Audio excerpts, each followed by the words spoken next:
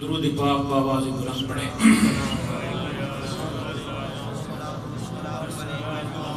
ذوق اور محبت کے ساتھ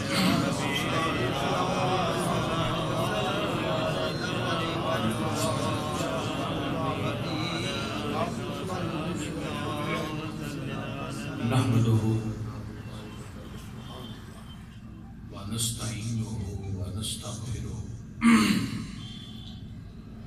ونؤمن به ونتوکل علیہ ونعوذ باللہ من شرور انفسنا ومن سیئات اعمالنا من یهده اللہ فلا مضل له ومن یضلل فلا ہادی له ونشهد ان سیدنا وسندنا وحبیبنا وحبیب ربنا وملجانا ومعوانا محمدا عبده ورسوله اما بعد فاعوذ باللہ من الشیطان الرجیم بسم اللہ الرحمن الرحیم قال فبعزتك لأغوينهم أجمعين إلا عبادك منهم المخلصين صدق الله مولانا العظيم۔ حمد و صلاۃ کے بعد محترم المقام حضرت علامہ مولانا محمد ضیاء صاحب محترم دارالعلوم جامعہ شمع صدیقیہ، حضرت علامہ یار محمود صاحب، مولانا محمد اکمال صاحب، دیگر جید علماء کرام، صوفیاء کرام، سالانہ محفل پاک اس اڈے کی مسجد میں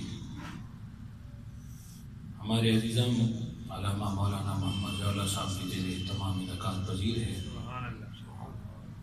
دعا کرتے ہیں اللہ رب العزت ان کی علم میں، ان کے عمل میں برکت عطا فرمائے، اور ان کے جو ساتھی ہیں، ٹیم ہیں، جو یہ سارا پروگرام آرگنائز کرتے ہیں، اللہ رب العزت ان کو برکتیں عطا فرمائے۔ دوستو، عصر کا وقت ہو چکا ہے، مجھے بتایا گیا ہے کہ عصر کی نماز اب ذرا ٹائم چینج ہو گیا ہے، ورنہ ارادہ تھا کہ پہلے عصر پڑھ لیتے ہیں پھر تقریر کر لیتے ہیں، لیکن انہوں نے کہا ہے کہ آپ سوا تک تقریر کریں۔ چلو جو بھی اللہ کا حکم ہوگا ویسے ہی ہوگا، چند باتیں عرض کرتا ہوں، بات ختم کرتا ہوں۔ دوستو، اللہ رب العزت نے انبیاء اور رسل اس کائنات کے اندر بھیجے، بڑی عظمت والے، رفعت والے، شان والے، مقام والے، اور سب سے آخر میں میرے تمہارے آقا کاری کملی والے حضرت محمد مصطفیٰ صلی اللہ علیہ وسلم کو اس کائنات کے اندر بھیجے۔ دوستو، یاد رکھو، یہ جو اللہ رب العزت اپنے مقربین بھیجتا ہے، ان کا مقصد ہوتا ہے، یہ اس دنیا کے اندر آتے ہیں، یہ لوگ کبھی کافر مٹانے نہیں آتے، جب بھی آئے ہیں کفر مٹانے آئے ہیں۔ ایک کافر ہے اور ایک کفر ہے، ان کا طریقہ، ان کا انداز یہی ہوتا ہے کہ لوگوں کے دلوں کے اندر جو کفر ہے اس کو نکال دیا جائے، اس کو مٹا دیا جائے۔ یہ کسی کو مارنے نہیں آتے، کوئی بم بلاسٹ کرنے نہیں آتے، جب بھی آتے ہیں انسان کے اندر سے جو کفر چھا چکا ہوتا ہے اس کو نکال دیتے ہیں۔ اللہ والوں کا آنا کافر مٹانے کے لیے نہیں ہوتا، ان کا جب بھی آنا ہوتا ہے کفر مٹانے کے لیے. اور دوستو مولا علی شیر خدا رضی اللہ تعالیٰ عنہ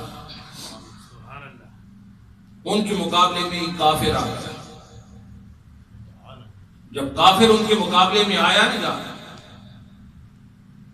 تلوار کافر کے پاس بھی ہے اور مولا علی کے پاس بھی ہے.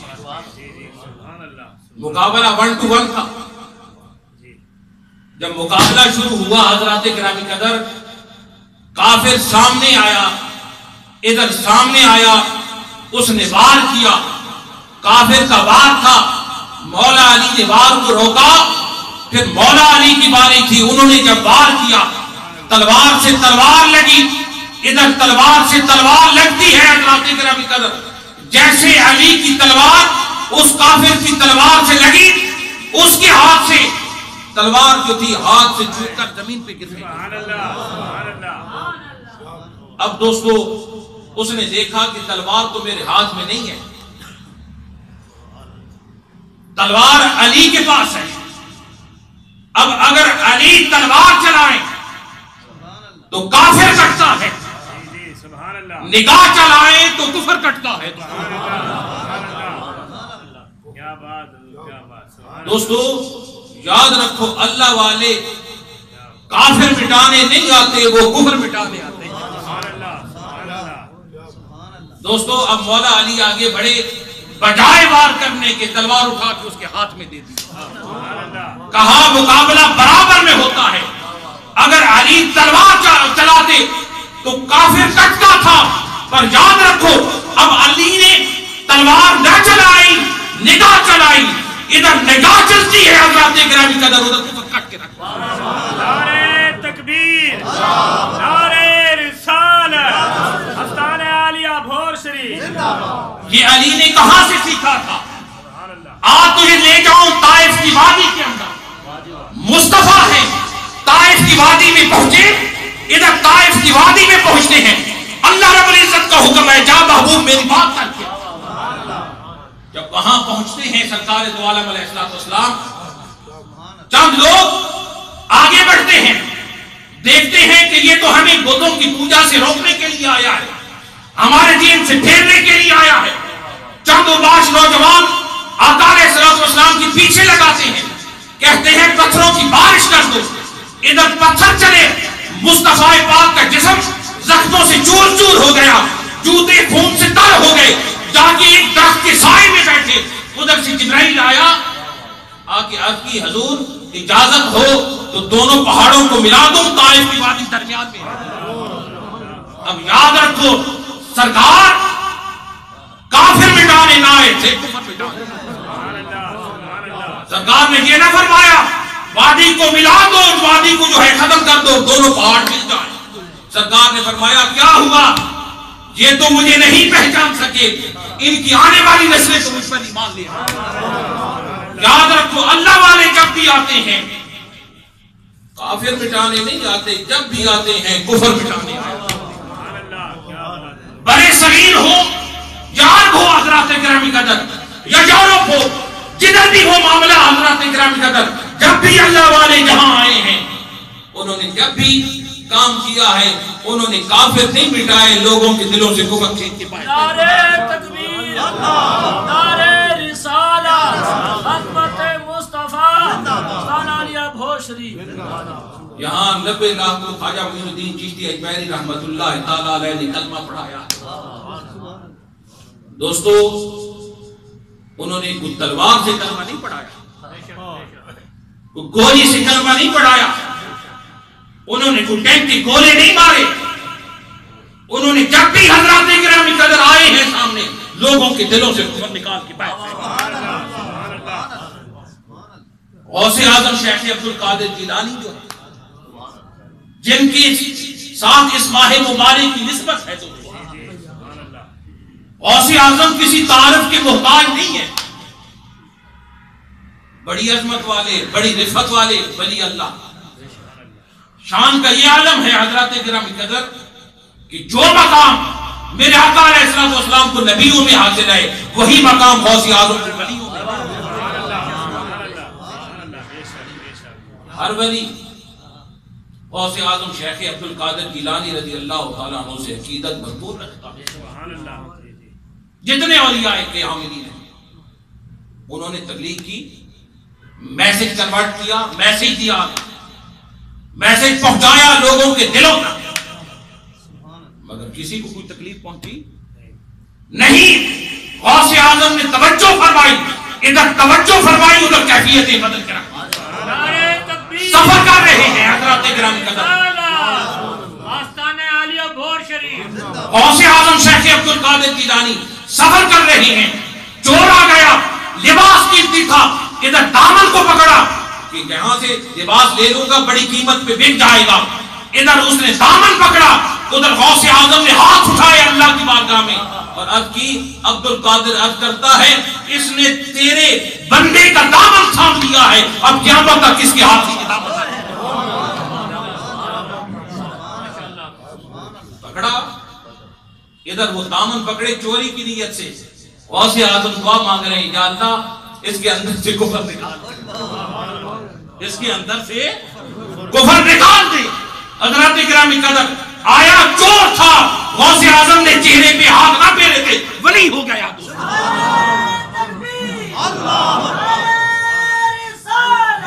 اللہ والے کبھی کافر مٹانے نہیں آتے, جب بھی آئے ہیں کفر مٹانے آئے. تاریخ بڑی بڑی ہے, ان کے حالات پہ کتابیں بھری پڑی ہیں. جب بھی آئے ہیں انہوں نے لوگوں کے دلوں سے کفر نکالا اور اللہ رب العزت نے ڈیوٹی لگا رکھی ہے. نبیوں اور رسالت تو اب سلسلہ ختم تھا نا, جا آگے کام بھی تو چلانا تھا. اللہ رب العزت نے حضور کی امت میں سے بندے چن دیے, ان کے سامنے ڈیوٹی دی, جاؤ اپنے اپنے ایریا میں اپنے اپنے علاقے میں کام کرو. میاں والی کوئی آ کے بیٹھا, سلطان زکری رحمت اللہ تعالی یہاں بیٹھا, کوئی گنڈل کے علاقے میں یہاں سے گیا, میاں ملوک علی صاحب رحمت اللہ تعالی علیہ یہیں سے گئے, وہاں جا کے ڈیرا لگایا. حضرات گرامی قدر جب وہاں جا کے ڈیرا لگایا نا یار, تو وہاں انہوں نے فیض دیا. یہاں سے گئے, ان کے والد گرامی حضرت میاں ملوک علی صاحب رحمت اللہ تعالی علیہ کے والد گرامی اور حضرت میاں مراد بند صاحب رحمت اللہ تعالی علیہ کا زمانہ ایک ہے, ہم اثر ہیں. اور گھر بھی قریب قریب تھا, گھر بھی قریب قریب تھا. دوستو حضرت میاں مراد بند صاحب رحمت اللہ تعالی علیہ بیٹھے ہوتے تھے, ان کے والد گرامی گزرتے, ان کے والد گرامی گلی سے گزرتے, حضرت میاں مراد بند صاحب اٹھ کے کھڑے ہو جاتے تھے. لوگ کہتے زمیندار بندہ ہے, پتہ نہیں اس کا عمل کیسا ہے. آپ اٹھ کے کھڑے ہو جاتے ہیں. مریدین کہتے ہم نے تو اس میں کوئی کمال نہیں دیکھا. کچھ وقت تک معاملہ یہی رہا, حضرت میاں مراد بند صاحب اٹھ کے کھڑے ہو جاتے تھے. کچھ وقت گزرا نا یار, تو وہی ہستی گزری. اب حضرت میاں مراد بند صاحب رحمت اللہ تعالی علیہ بیٹھے رہے. مریدین نے پوچھ لیا حضور آپ اٹھ کے کھڑے نہیں ہوئے. کہا پہلے معاملہ اور تھا, اب معاملہ اور ہے. پہلے معاملہ اور تھا, اب معاملہ اور ہے. عرض کی بار بار کہ حضور معاملہ کیا تھا, آپ کیوں اٹھ کے کھڑے ہو جاتے تھے. کہا اس کی پشت میں ایک ولی تھا جو ماں کی طرف منتقل. دوستو جہاں ہماری عقل کی انتہا ہوتی ہے وہیں سے ولایت کی ابتدا ہوتی ہے. جہاں انتہا جو ہو جائے عقل وہیں سے ابتدا ہوتی ہے. دامن کو پکڑا, چور تھا آیا ولی ہو کے گیا. یاد رکھنا میری ایک بات, جب چور کسی گھر میں جائے نا تو گھر سے وہی چیز لے کے جاتا ہے جو اس گھر میں موجود ہوتی ہے. موجود ہو یا جس کی جیب میں جو چیز ہوتی ہے چور وہی لے کے جاتا ہے. اب غوث اعظم کے پاس تو ولایت تھی, ولایت کا بادشاہ تھا, ولایت بانٹنے والا تھا. اب چور اور کیا لے کے جاتا, آیا چور کا ولی ہو کے جانا. نعرے غوثیہ, نعرے غوثیہ, نعرے غوثیہ.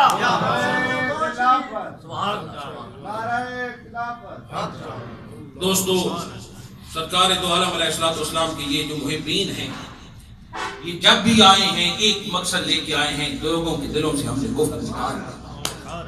کبھی کافر انہوں نے نہیں مٹایا، جب بھی مٹایا ہے کفر مٹایا۔ تاریخ اٹھائیں آپ، ان کے حالات پر کتابیں دیکھیں، ایک ایک کی کتاب دلیل دے رہی ہے، بزرگوں کے حالات سینہ در سینہ چل رہی ہیں۔ دیکھیں آپ، اس میں سب کچھ محبت ہے، پیار ہے۔ اب وہ محبت اور پیار کیا ہے؟ حضرت خواجہ معین الدین چشتی اجمیری رحمت اللہ تعالی علیہ کہ قرب میں کافر رہتے تھے، ہندو رہتے تھے، تجارت کرتے تھے، وہ تاجر تھے، باہر چلے جاتے تھے۔ ایک ہندو ساز تاجر رہتا تھا، اس کے گھر والوں کے پاس پیسے ختم ہو گئے۔ خواجہ معین الدین چشتی اجمیری چھت پر بیٹھ کر تسبیح پھیرے، اس کا ایک چھوٹا بچہ تھا، وہ روتا تھا۔ دیا رات کو جلتا تو وہ نہ روتا، جیسے دیا بجھتا وہ رو اٹھتا۔ کچھ وقت تک تو تھے، تیل کے پیسے تھے، پیسے ختم ہو گئے ان ہندوؤں کے پاس۔ ایک دن وہ بڑی شدت کے ساتھ رو رہا تھا، خواجہ معین الدین چشتی اجمیری نے مصلی چھوڑ دیا، چل دیے ان کے دروازے پر، دستک دی، کہا آپ کا بچہ کیوں روتا ہے؟ کہا یہ عادی ہے روشنی کا، دیا جلتا رہتا ہے، یہ خاموش رہتا ہے، دیا بجھ گیا ہے، ہمارا بچہ جو ہے وہ گھر سے باہر ہے، کام کے سلسلے میں پیسے ختم ہو گئے ہیں، اب دیا نہیں جلتا، یہ بچہ روتا رہتا ہے۔ خواجہ معین الدین چشتی اجمیری اپنے کمرے میں گئے، دیا وہاں سے اٹھایا اور آ کے ان کے گھر میں رکھ دیا۔ اب دیا جلے، وہ بچہ آرام سے سویا رہے۔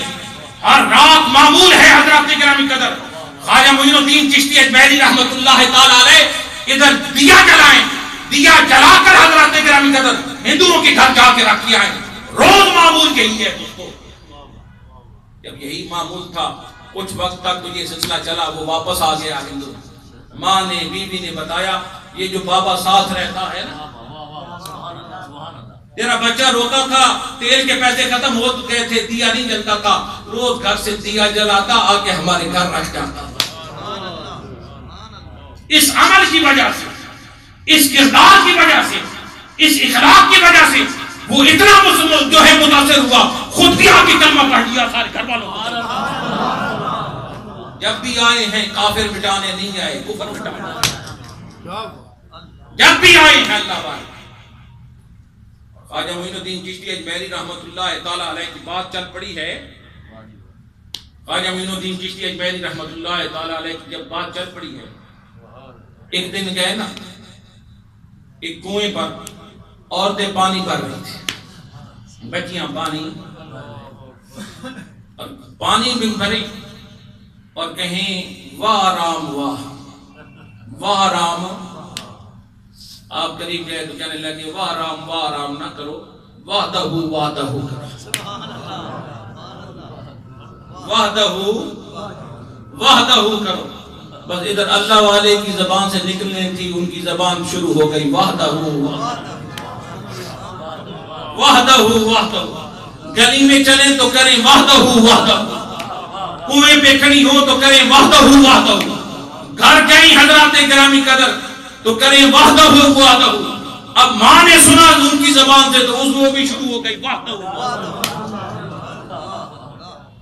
باپ گھر آیا تو اس نے دیکھا سارا معاملہ آج جدا ہے، ہمارے گھر میں وحدہ وحدہ ہو رہا ہے۔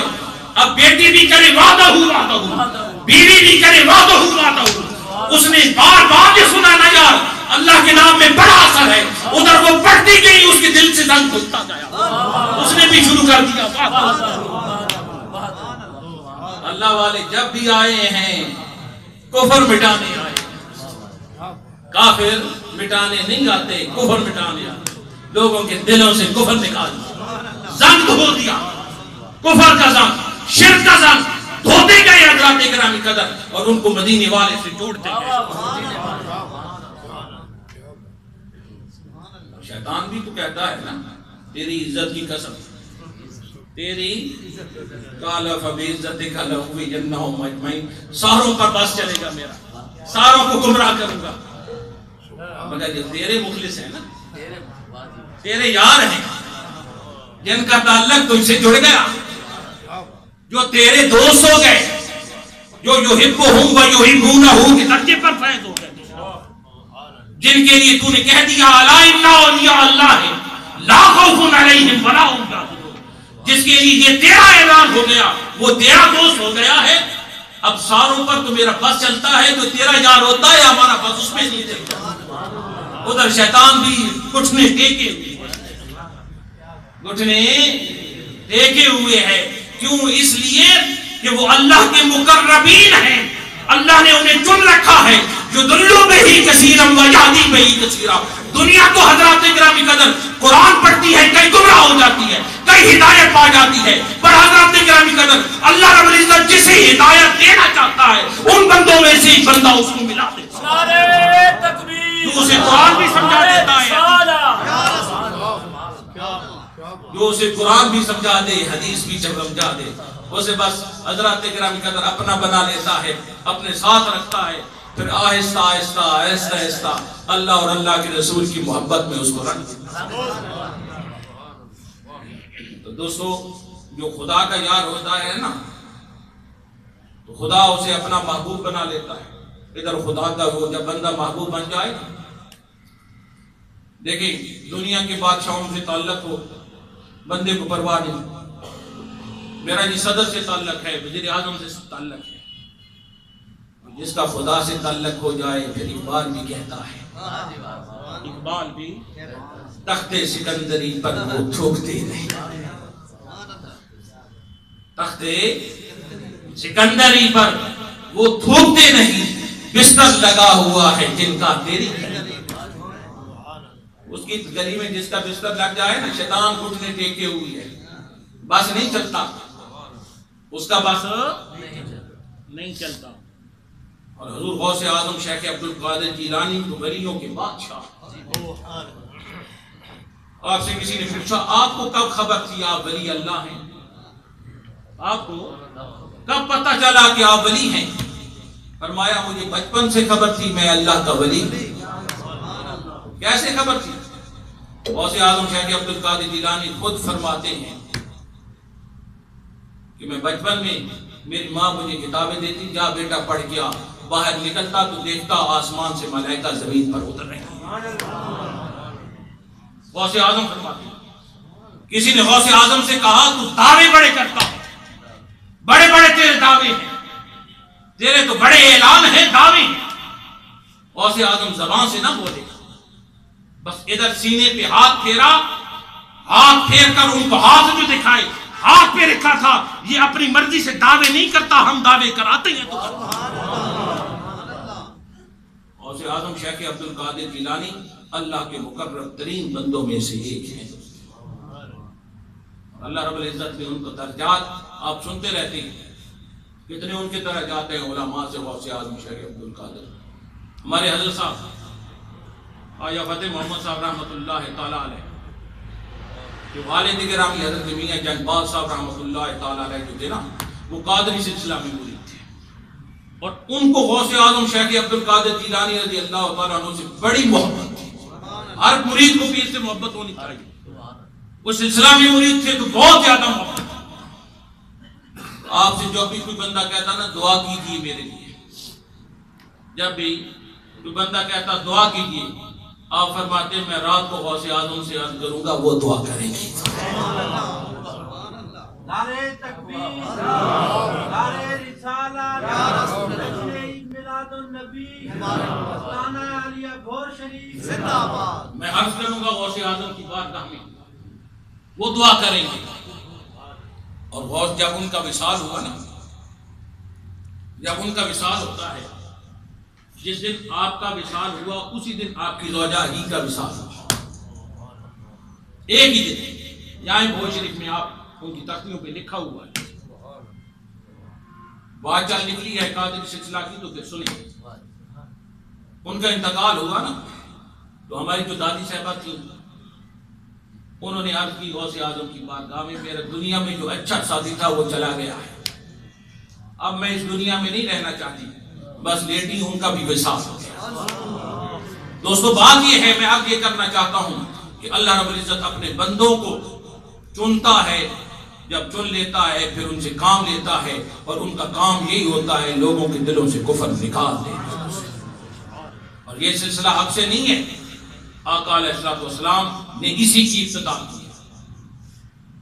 آپ کو اس لیے فرمایا گیا وَمَا أَرْسَلْنَاكَ إِلَّا رَحْمَةً لِلْعَالَمِينَ، رحمت ہے آپ۔